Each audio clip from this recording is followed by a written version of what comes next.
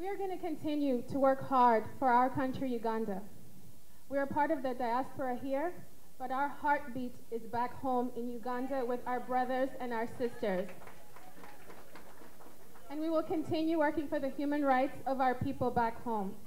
I'd like to thank all the Ugandan media that's here, all the Ugandan-owned media that's here. If I forget to call your name, please don't be offended. Diaspora TV, Campfire. Can I get a round of applause for Kabuye Boston, please? Kabuye Boston.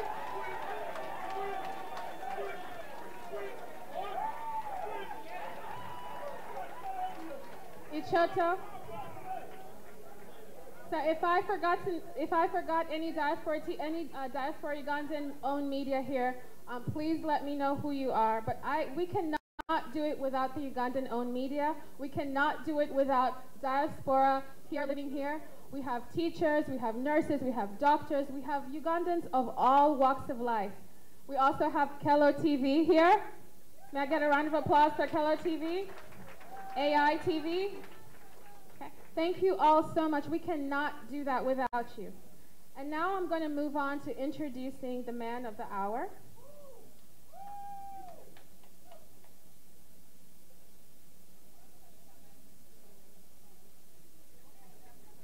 I have the pleasure of introducing the next president of Uganda.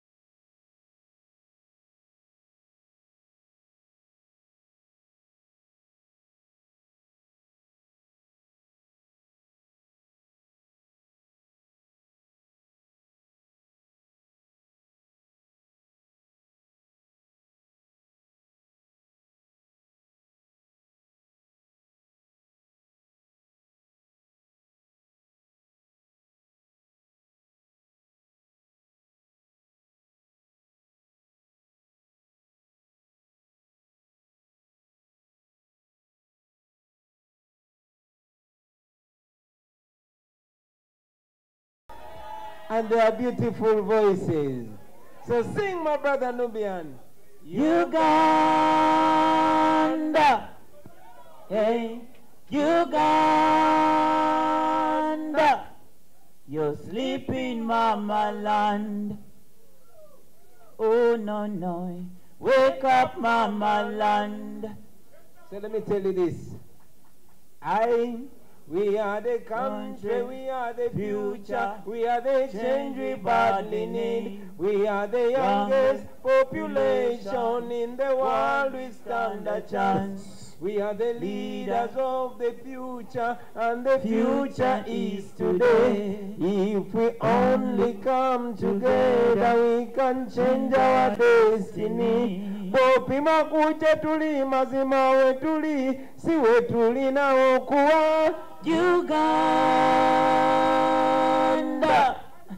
Hey, Uganda, you're sleeping, mama land. Oh no, no, no, wake up, mama land. Thank you, thank you, thank you. People power. Our power. Our power. People power. People power. Our power. Our power. People power. Kindly take your seats, ladies and gentlemen.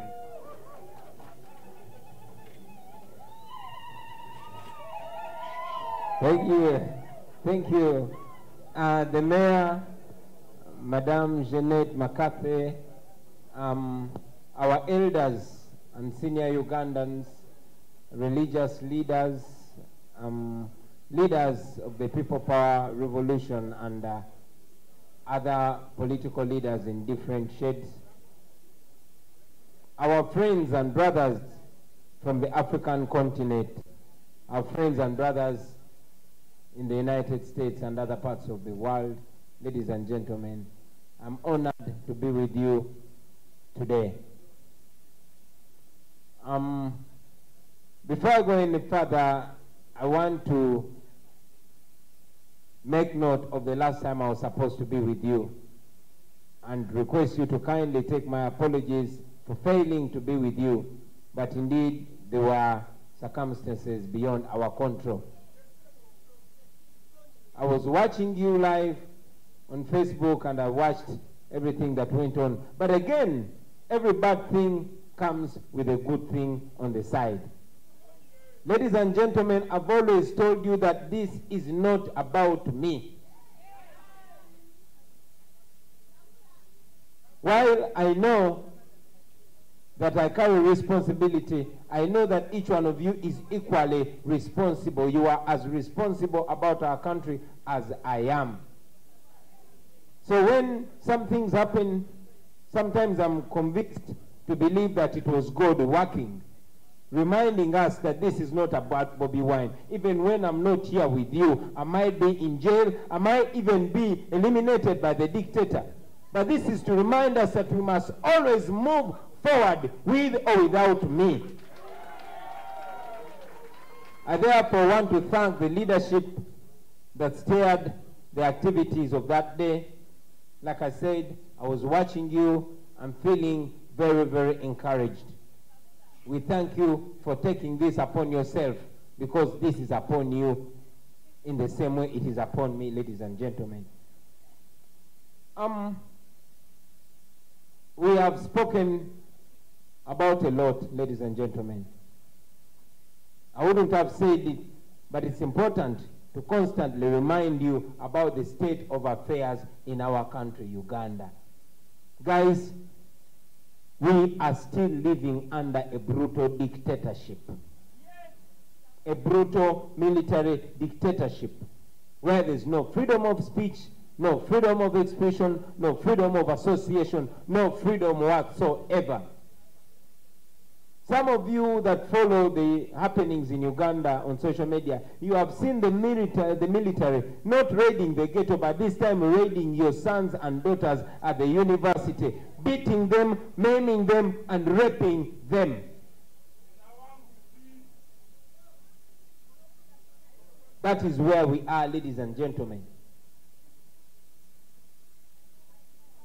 We are living in a country that we are even ashamed of mentioning.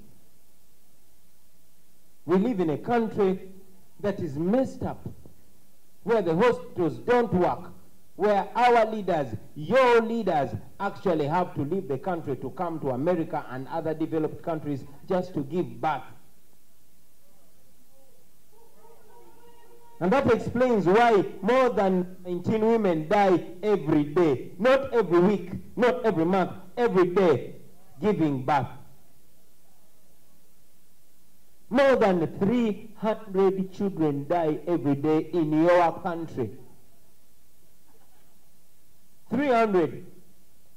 Some time ago, I was at a function and there was an airline that crashed with 300 and something passengers on board. And it made news international for over a month. 300 people perishing. I was seated somewhere in the corner and I imagined, well, the world is making noise about a plane crash with 300 people, many of them adults. And in my head, something was telling me that every day a plane full of Ugandan babies crashes, every day, because that's the number of babies we lose. That is the state of affairs in our country. I always say it and I will say it again, that many of you here are not here because you want to live in America. None of you are here not because you love this cold. You love the beautiful food of home. You want to see your people every day. You want to see your relatives. You want to be able to bury your relatives when they die. You want to be able to attend the weddings and functions of your relatives and loved ones. But you cannot. Why? Because of the way we are being governed. You will pardon me when I mention names. But today, I almost shed tears just backstage. Allow me to call it backstage. I'm still an artist. When there was a friend of mine, a very talented TV producer called Raymond. He left Uganda because Uganda does not provide what he feels he deserves. He met with another super radio personality called Kapalaga. He's also living here. Because when he was in Uganda, where he was not who he was. These were first world brains stuck in a third world country.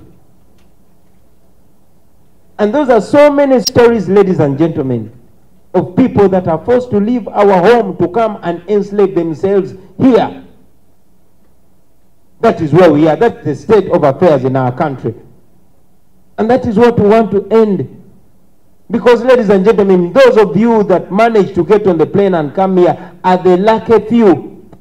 And thirdly, it is our best that keeps being drained out of our country. Look at all of you. Imagine all of us who are home. But sadly, we cannot even meet at home.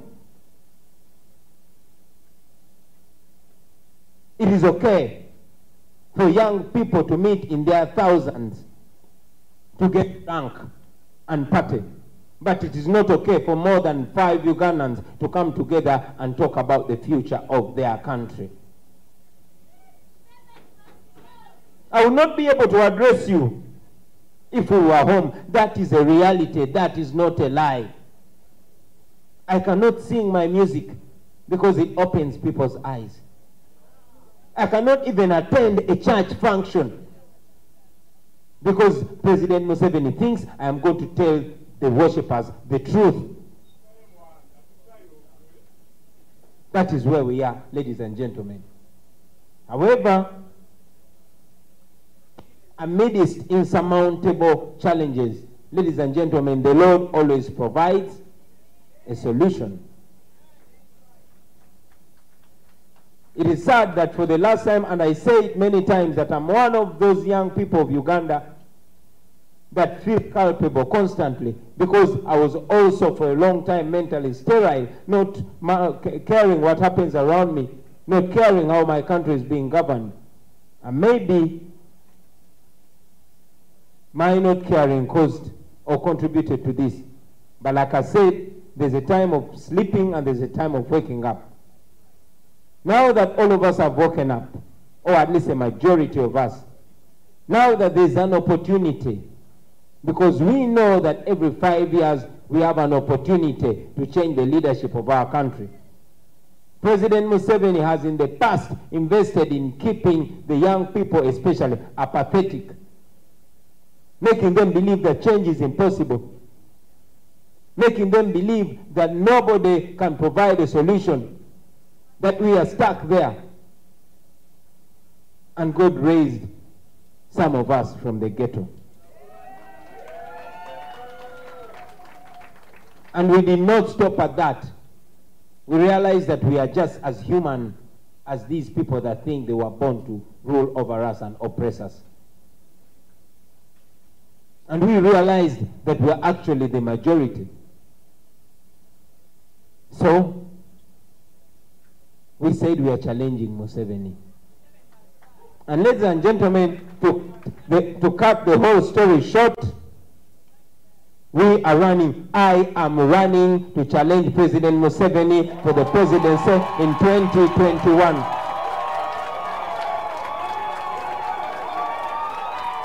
Let me say it again. Let me say it again. In the year 2021, I am going to run for president to challenge President Museveni, and we are going to win him.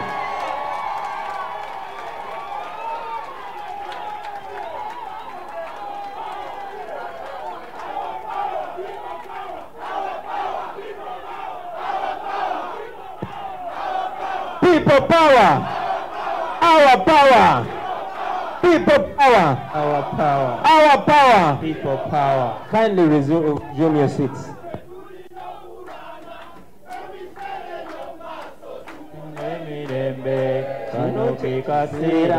Tulino kurwana mubisere byomaso tufune mirembe kino kyekisera tulino kurwana mubisere byomaso tufune mirembe. Thank you very much. People power. Our power. Our power. People power. While we are getting happy and fired up, it's important for us to understand, because ladies and gentlemen, we are young people, we are happy people, we're full of energy, but it's important for us to be full of understanding. So why are we running? Why are we running? We are running because President Museveni gave us a road deal. We are running because we decided to get involved ourselves.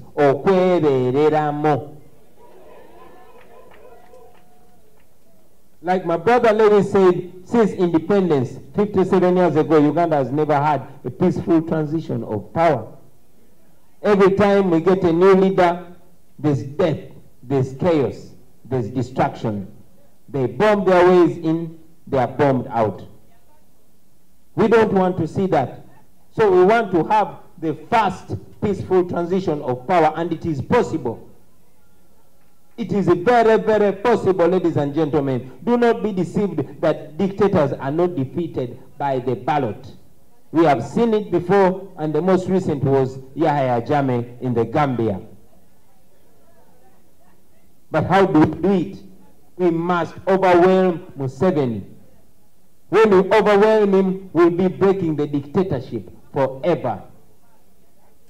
If the people massively speak and they assert their voices, ladies and gentlemen, you can see a transition in Uganda, a bloodless transition. And secondly, we are running because we want to return the rule of law to Uganda. We want to return respect for human rights. We have a constitution in Uganda that is not respected. It is like this wooden, podium that if Museveni wants to come there, he's just going to push it aside. In 2005, he amended our constitution to allow himself to be president against the term limits. And in 2017, you all saw what happened. Some of our colleagues, like the Honorable Namboze and Honorable Zake, have not fully recovered from that attack.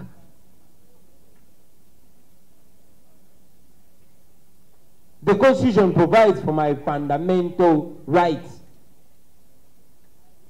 to practice my profession, but I cannot. Why? Because Museveni is not my music fan. So we want to put an end to that.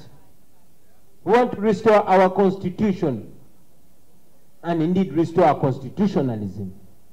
And that can only happen when we have a people-centered leadership, ladies and gentlemen. We want to empower institutions. As I speak to you here, I only get the energy to run against that man because we have seen that we have the support of common people like us. But we know we have even more talented people and more qualified people that have not had that platform. Those people can run the institutions. Those people can be able to offer their talents to Uganda. So we want to empower the institutions that outlive the greed of individuals like it is today, ladies and gentlemen. We want to restore independence of our parliament, which has now become a talk show, a mere talk show. We want to restore the independence of our judiciary. And that can only happen after Museveni is out. There are so many things that we want to do, but allow me as a ghetto child to talk about at least 3 that affect those people that are like me.